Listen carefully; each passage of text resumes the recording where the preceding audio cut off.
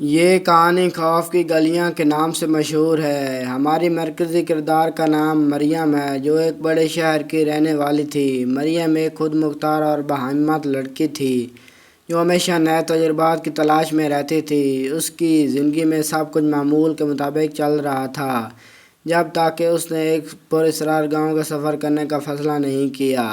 سفر کی ابتدا مریم کو ہمیشہ سے پراسرار اور سنسنی خیز کہانیوں میں دلچسپی رہی ہے۔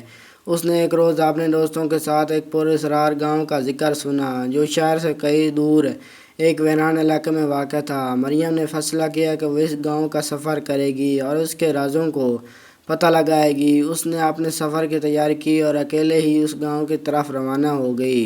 گاؤں کی حقیقت: جب مریم گاؤں کی پہنچی تو اسے وہاں کا ماحول انتہائی خوفناک اور پراسرار لگا۔ گاؤں کے لوگ عجیب و غریب باتیں کرتے تھے اور اس کی موجودگی سے خوفزدہ تھے۔ مریم نے محسوس کیا کہ یہاں کچھ نہ کچھ تو غلط ہے، تو اس نے گاؤں کی پرانی اور ویران گلیوں میں گھومنا شروع کیا، جہاں ہر طرف خوفناک سناٹے اور پراسرار آوازیں تھیں۔ پہلا خوفناک تجربہ: ایک رات جب مریم گاؤں کی ویران گلیوں میں گھوم رہی تھی، اسے ایک پرانا اور ٹوٹا ہوا مکان نظر آیا۔ مریم نے سوچا کہ وہ اس مکان کے اندر جا کر دیکھے گی کہ وہاں کیا ہے۔ جیسے ہی وہ اندر داخل ہوئی، اس نے دیکھا کہ وہاں پرانے اور خستہ حال فرنیچر کے علاوہ کچھ نہیں تھا۔ لیکن جیسے ہی اس نے ایک دروازہ کھولا، ایک خوفناک چیخ اس کے کانوں میں گونجی اور اس نے دیکھا کہ ایک سایہ اس کی طرف بڑھ رہا ہے۔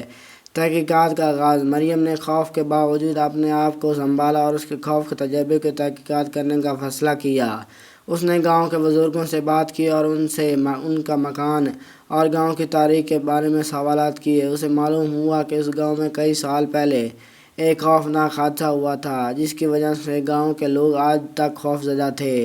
گاؤں کا راز: مریم نے اپنی تحقیقات جاری رکھی اور گاؤں کے پرانے ریکارڈز اور دستاویز کو کھنگالنا شروع کیا۔ اسے معلوم ہوا کہ اس گاؤں میں ایک پراسرار اور خوفناک حادثے کے بعد کئی لوگوں کی جانیں گئی تھیں۔ یہ حادثہ ایک پرانے سردار کے گھر میں ہوا تھا، جس کے بعد اس گھر کو منحوس قرار دے دیا گیا۔ نقطہ عروج: مریم نے اپنی تحقیقات کے دوران اس سردار کے گھر میں چھپے رازوں کا پتہ لگایا۔ اسے معلوم ہوا کہ اس حادثے کے پیچھے کچھ اسرار اور شیطانی قوتیں تھیں، جو آج بھی اس گاؤں میں موجود تھیں۔ مریم نے ان قوتوں کا مقابلہ کرنے کا فیصلہ کیا اور گاؤں کے لوگوں کی مدد سے ان شیطانی قوتوں کو ختم کرنے کی کوشش کی۔ آخری لڑائی: مریم اور گاؤں کے لوگوں نے مل کر ان شیطانی قوتوں کا مقابلہ کیا۔ یہ لڑائی انتہائی خوفناک اور خطرناک تھی، مگر مریم کی بہادری اور ہمت نے ان کی شیطانی قوتوں کو شکست دی۔